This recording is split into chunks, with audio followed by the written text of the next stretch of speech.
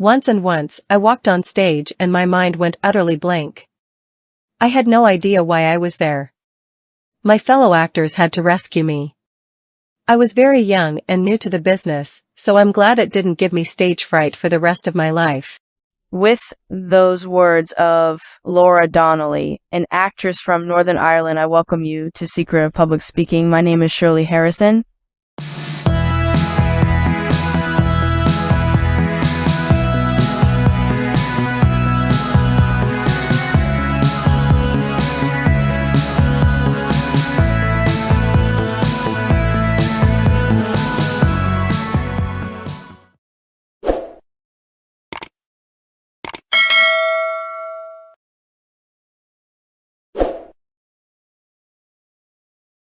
Many people find their heart racing, hands shaking, knees knocking, and skin perspiring when they have to speak in public. If you do have the same experience, be rest assured that you are not alone. Many people feel the same way. If the professional actress we quoted earlier can have stage fright, it is not a big deal if you experience it. Most people tend to be nervous before doing something important. To give you the strength needed for an important assignment like public speaking, your body secretes a hormone called adrenaline. This hormone will make your palms perspire, your heart beat faster, and your voice shaky. If you put the adrenaline to good use by staying composed, it will spur and energize you to deliver your speech. But if you fail to put it to good use, it will heighten your nervousness. Let's consider 8 steps you can take to overcome stage fright. 1. Acquire speaking experience. Whenever you speak to people, no matter how informal the setting, even at home, endeavor to speak well. Do not use wrong grammar or colloquials in informal conversations. Such laxity may hurt you when you have to speak in formal setting. Use every conversation to build your confidence in expressing yourself in good English. 2. Be prepared. Prepare your speech very well. Rehearse as many times as possible and do so aloud, taking the position in which you will be delivering your speech. If you will deliver your speech standing, no need to rehearse sitting down or lying down in your bed. Stand while rehearsing. This will help your mind and entire body get ready for the speech. Try to recreate in your mind the scene for the actual speech delivery. It'll help you to be relaxed when you're called upon to deliver your speech. Use your mind's eyes to see the many pairs of eyes that would be looking at you. 3. Think positively. Do not give way to negative thoughts. Rather, focus on your speech. If your previous speech was disastrous, your mind keep taking you back to that ugly experience and you start being afraid that the same thing will happen again. Remind yourself that every moment is a new beginning. Rather than conclude that you will fail again, focus on why you failed the previous time and correct them. You will be less scared.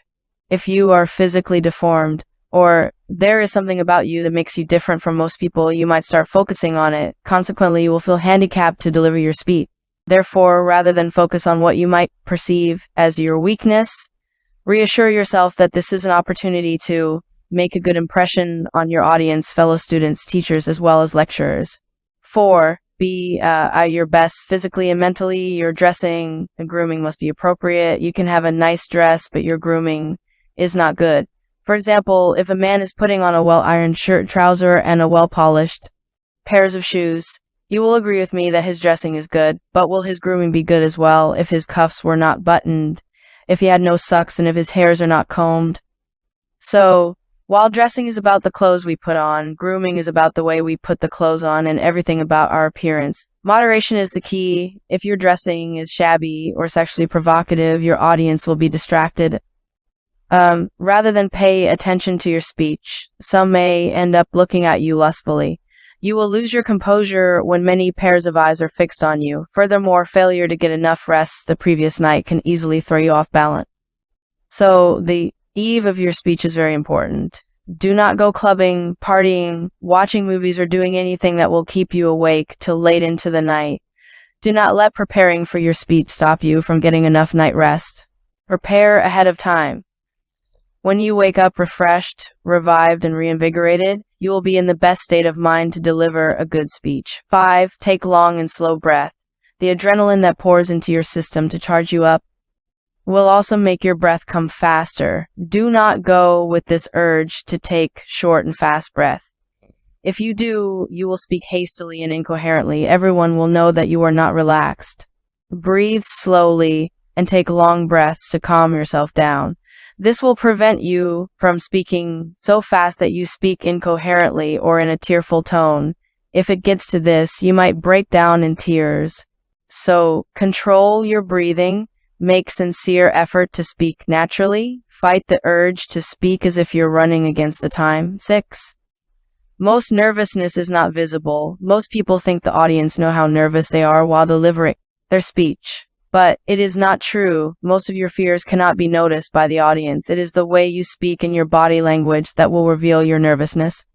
So if you have to walk from where you are sitting to where you will give your speech, walk erect and briskly. Resist the urge to be adjusting your clothes from time to time, or be touching your nose or other parts of your body repeatedly. If you do, it shows you are nervous. Always be calm and in control. Your audience will be happy and comfortable listening to you when you prove to them that you are in control. 7. Visualize the audience when preparing. You may be alone when rehearsing your speech. Use your imaginative powers to see your audience. See their eyes staring at you. This will prepare your mind to face your audience courageously. If you prepare your speech without preparing your mind as well, you will be close to perfection while rehearsing, but during the delivery proper, you will find it extremely difficult to face the audience. So prepare your mind in advance to face your audience. It will help you to reenact your excellent rehearsal performances during the speech proper. 8. Do not expect perfection. Do not expect too much from yourself. If you do, you might feel disappointed even when others are saying you did well. Remember, you're becoming an eloquent public speaker is like climbing a ladder. Do not expect to get to the topmost rung by one stride. You will have to take it one step at a time. Do not give up if you make mistakes. In fact, mistakes will make you progress faster. How so? When you make a mistake, you can easily identify the mistake, figure out why you made the mistake, and endeavor to correct it next time. But if your speech is smooth, you may find it hard to pinpoint a particular area where you need to improve upon it. So do not see mistake as the end of the world. Rather, see it as a mirror that shows you the area you need to put more effort. Confucius said, "Our greatest glory is not in never falling, but in rising every time we fall." This where the cookies crumble on today's video. Our next video will x-ray the third roadblock to excellent public speaking, which is imitation. Thanks for watching.